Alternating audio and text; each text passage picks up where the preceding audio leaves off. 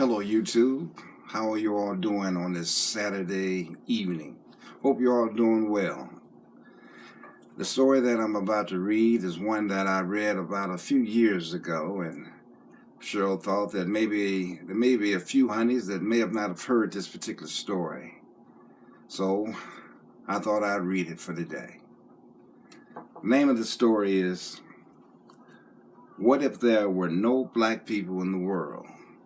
It's the story of a little boy by the name of Theo. One morning, a little boy named Theo woke up and asked his mother, "Mom, what if there were no black people in the world?"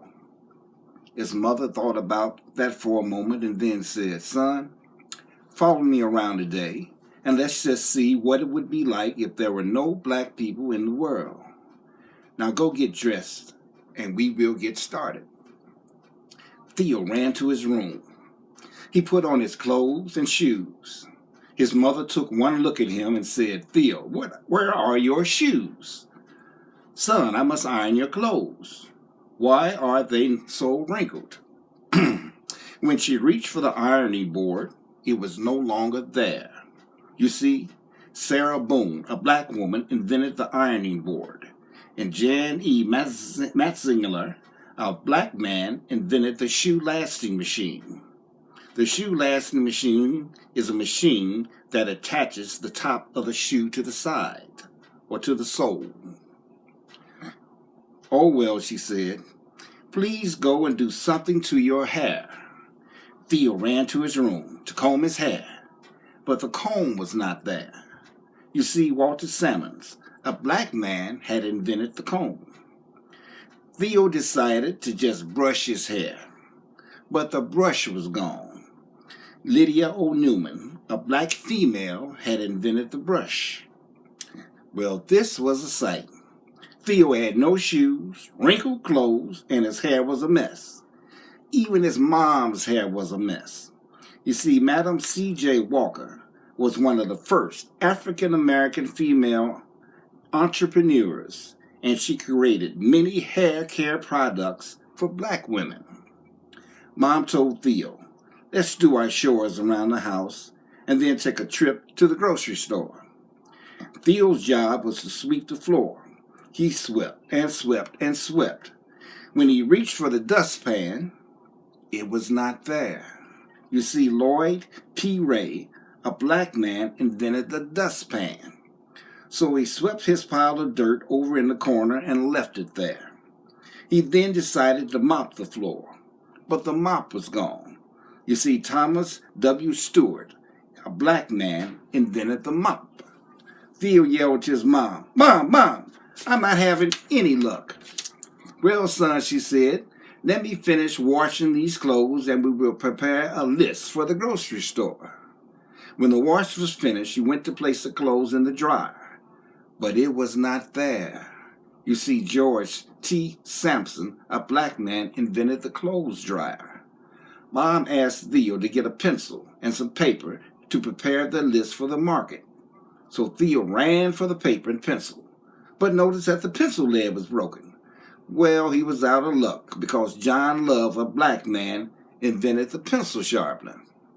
Mom reached for a pen, but it was not there because William Purvis, a black man, invented the fountain pen. As a matter of fact, Lee Burgess, another black man, invented the typewriting machine, and W.A. Leavitt, another black man, had invented the advanced printing press.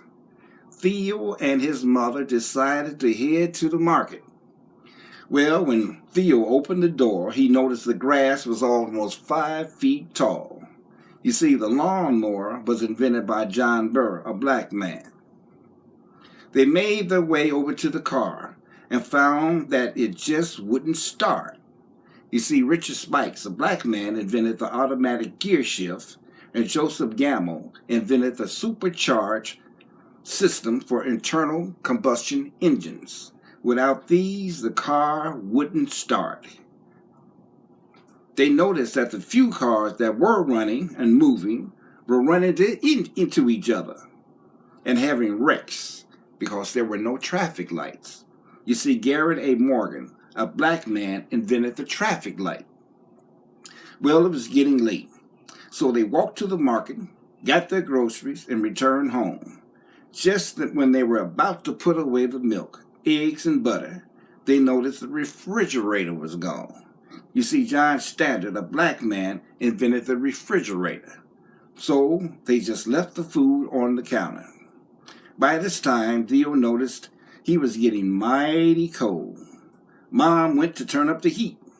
However, Alice Parker, a black female, invented the heating furnace so they didn't have heat. Even in the summertime, they would have been out of luck because Frederick Jones, a black man, invented the air conditioner. It was almost time for Theo's father to arrive home. He usually took the bus, but there was no bus. Buses came from electric trolleys, which were invented by another black man, Albert R. Robinson. He usually took the elevator from his office on the 20th floor, but there was no elevator because Alexander Miles, a black man, invented the elevator, so he had to walk up and down the stairs. He also usually dropped off the office mail at a nearby mailbox, but it was no longer there because Philip Downing, a black man, invented the letter drop mailbox, and William Berry, another black man, invented the postmarking and canceling machine, which is how we get stamps. Theo and his mother sat at the kitchen table with their head in their hands. When the father arrived, he asked, "Why are you sitting in the dark?" Why? Because Lewis Howard Latimer, a black man, invented the filament, and without a filament, a light bulb won't turn on. Theo quickly learned what it would be like if there were no black people in the world. Daily life would be a lot more difficult.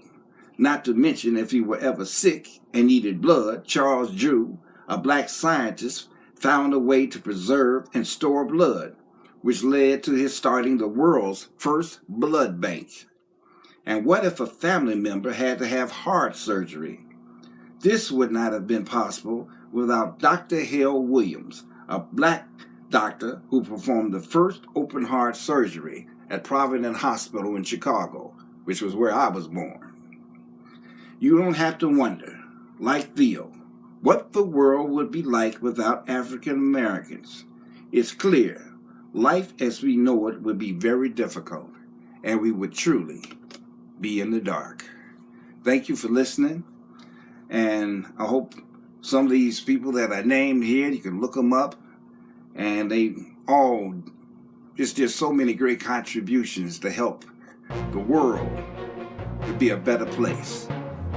Thank you, and I'll see you the next time. Have a great day. Bye now.